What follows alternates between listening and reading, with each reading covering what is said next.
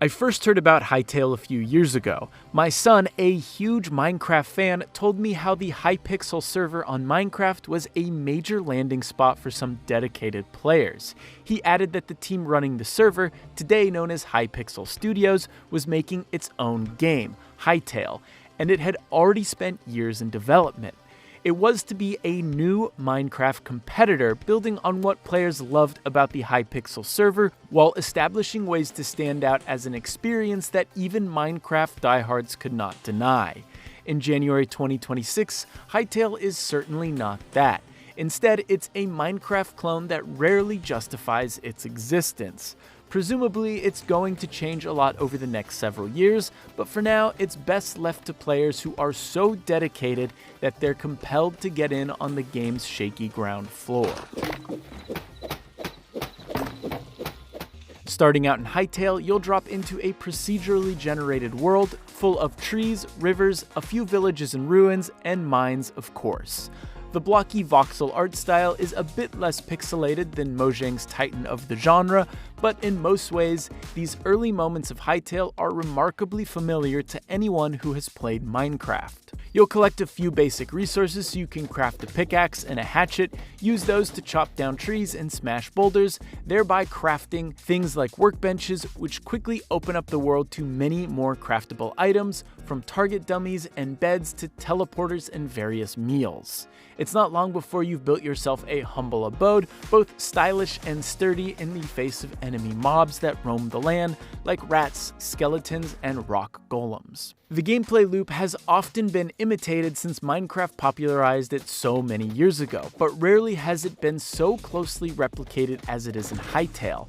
Blocks of gravel-filled ore look different in Hytale than they do in Minecraft, replacing the latter's flat, spotty discoloration with shiny, craggy protrusions, but the results are the same.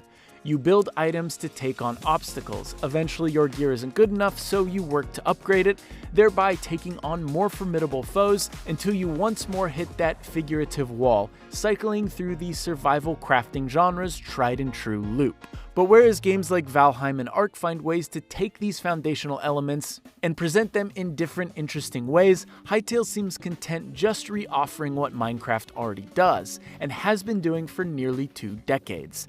That's not to say that the game is bad. Foundationally, its mechanics feel good, its upgrade system makes sense right away, even if you're new to the genre, and it does feel like this could be a platform for an interesting survival crafting game someday.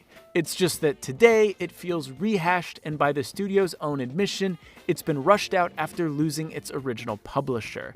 I can only review what is in front of me, and that means assessing an experience that adds little in the way of new experiences. Still, a part of me is curious about the game's future, and I'm looking forward to checking in on the game after patches add to and improve the game, hopefully making it stand apart from the already very crowded genre it finds itself in. Among the differences it does offer today, one welcome touch is the ability to vault over objects, letting you dig your way up faster when you need to. Instead of needing to leap up onto a block, you only need to reach its top edge, then pull yourself up quickly and automatically. Items like all-important wood planks used for building a base can also stack up 100 times per inventory space rather than Minecraft's 64 or 16, depending on the item. This lets you fill up your inventory more with the things you'll need a lot of, reducing the number of trips you'll need to take back to the workbench. Perhaps the first quality of life change you'll spot is that trees have physics, to a degree anyway. If you chop down a block of wood from a standing tree, all the pieces above that depended on it will fall to the ground. Along with the heftier item stacks, this makes base building much faster, which makes it all more enjoyable. Those wood planks also have a few aesthetic options that you can switch between using any version of the game's hammer, which brings an added layer of style to the early game. Minecraft makes you wait longer before your base is both functional and fashionable. Combat, though also similar, feels a bit less stiff in Hytale, which is a welcome change for sure, even if the cadence of said combat is the same. Get in a few slashes, block or back away to dodge the enemy's move, then close the gap again and repeat. The best change Hytale makes is filling up its mines with more enemies.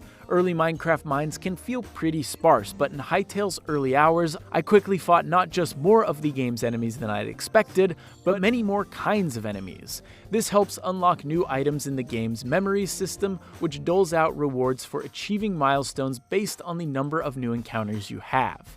Each time you meet a new critter, creature, or monster, a memory is added to your tally, with more crafting recipes opening up regularly for your troubles.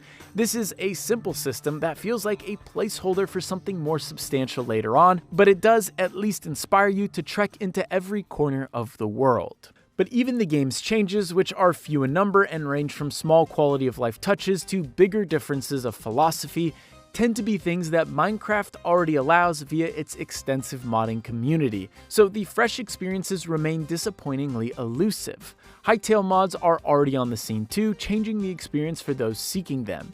Anyone looking to play the game for a long while can choose one of two roads to take: mods or elaborate base building, and given how bare bones much of the experience is outside of those potential time sinks, even they have a low ceiling. One might expect that multiplayer can provide that irresistible reason to live in the game's world. Despite the game's dearth of sights to see, my son and I did have some fun together. However, even as Hytale is much better in co-op, the multiplayer experience is hamstrung by the game's early access setup.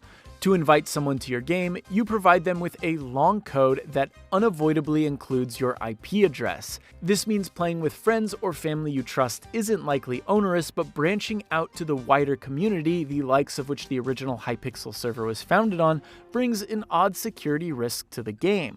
For all of Hytale's way too early access vibes it gives off, this is the clearest example.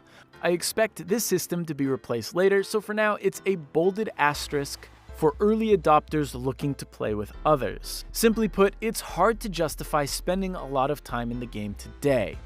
For those not willing to wait months or years for Hytale to find its footing and establish its unique hook before they jump in, you're better off checking in with the game from time to time, playing in spurts, and tracking its many future blog posts full of patch notes to see when cool stuff is added.